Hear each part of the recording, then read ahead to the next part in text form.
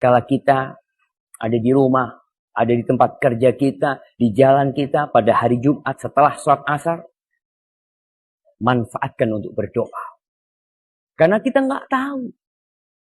Kita nggak tahu di menit keberapa doa itu mustajab.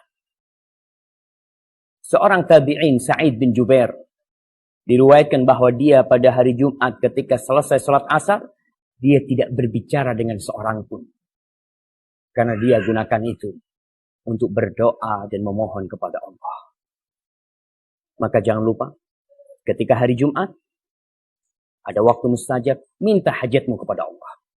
Allah berjanji, ud'uni astajib lakum. Mintalah kepada aku akan kabulkan. Itu kata Allah Jalla Jalla.